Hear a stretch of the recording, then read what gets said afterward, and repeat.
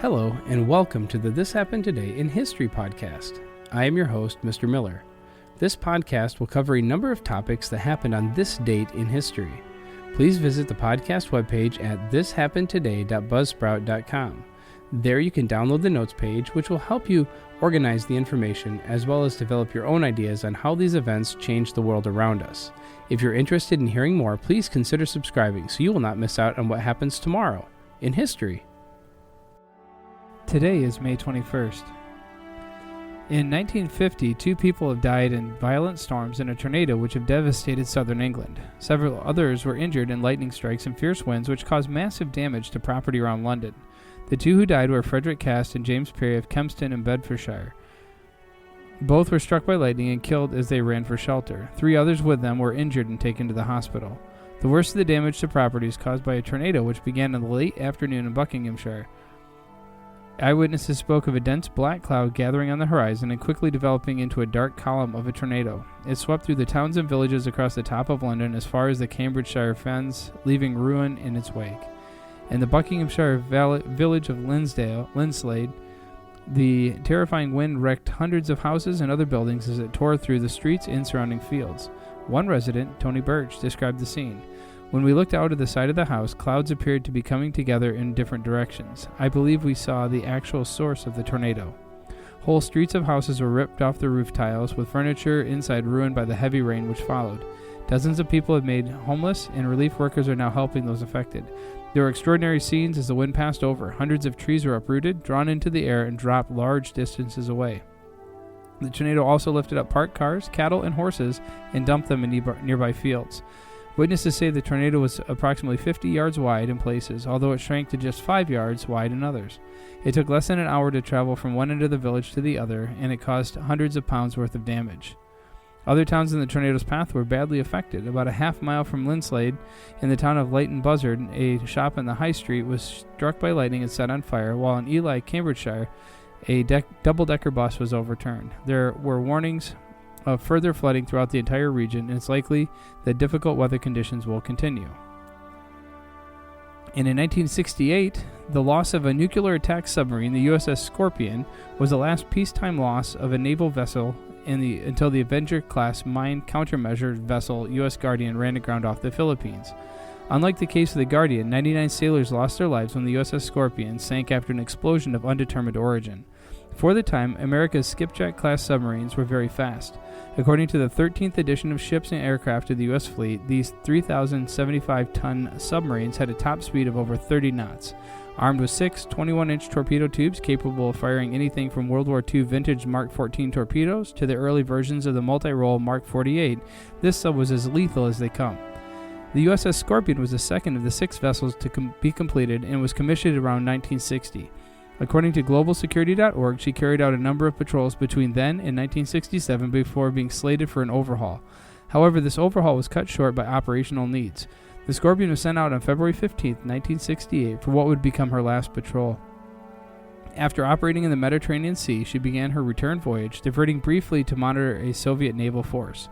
The last anyone heard from the sub was on May 21, 1968. 6 days later, the Scorpion failed to arrive at Norfolk, where families of the crew were waiting. The Navy would declare her to be overdue and presumed lost, the first time such an announcement had been made since World War II. The sub would not be found until October of that year.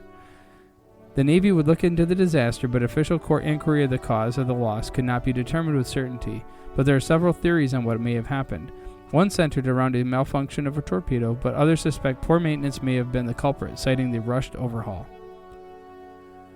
And in 1881, Clara Barton and a circle of acquaintances founded the American Red Cross in Washington, D.C. Barton first heard of the Swiss-inspired Global Red Cross Network while visiting Europe following the Civil War. Returning home, she campaigned for an American Red Cross and for ratification of the Geneva Convention protecting the war injured, which the United States ratified in 1882. Barton led the Red Cross for 23 years, during which time they conducted our first domestic and overseas disaster relief efforts, aided the U.S. military during the Spanish-American War, and campaigned successfully for the inclusion of peacetime relief work as part of the Global Red Cross Network, the so-called American Amendment that initially met with some resistance in Europe. The Red Cross received the first congressional charter in 1900 and a second in 1905, the year after Barton resigned from the organization.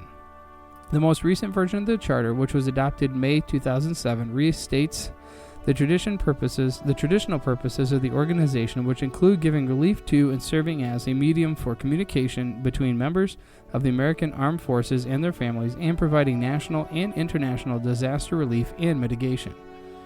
Prior to the First World War, the Red Cross introduced its first aid, water safety, and public health nursing programs.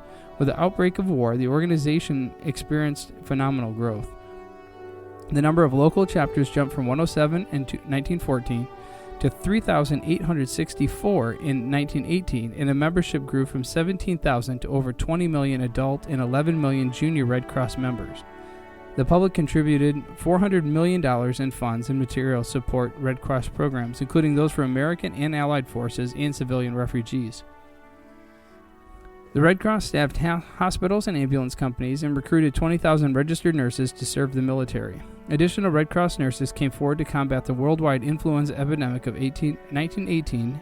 After the war, the Red Cross focused on service to veterans and enhanced our programs in safety training, accident prevention, home care for the sick, and nutrition education. We also provided relief for victims of such major disasters as the Mississippi River floods in 1927 and severe drought and depression during the 1930s.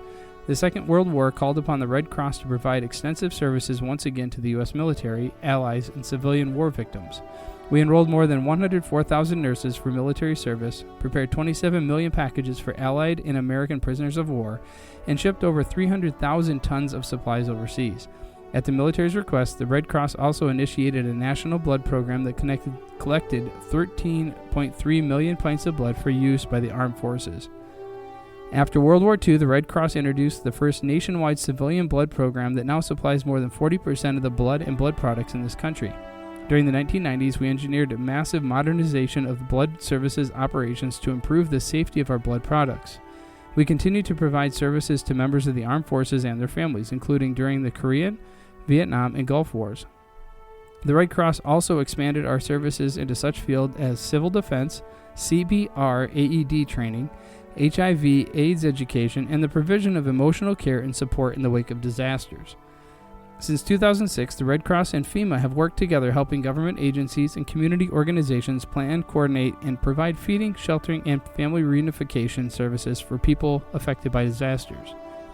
Today, supporters, volunteers, and employees of the American Red Cross provide compassionate care in 5 critical areas: people affected by disasters in America, support for members of the military and their families, blood collection, processing and distribution, health and safety education and training, and international relief and development. You have been listening to the This Happened Today in History podcast. I thank you for listening, and I hope that you have enjoyed learning about historical events from the past. Thank you to the following websites for their information regarding today's topics: ThePeopleHistory.com, Unusual Tornado in Southern England at news.bbc.co.uk, the U.S. Submarine Scorpion at wearethemighty.com, and American Red Cross at www.redcross.org. The music used as the background track for this podcast is Americana, created by Kevin MacLeod on Incompetech.com. If you enjoyed this information and would like to hear more, please consider subscribing, as this will keep the historical events in your feed in the morning for each day. I hope you have a great day.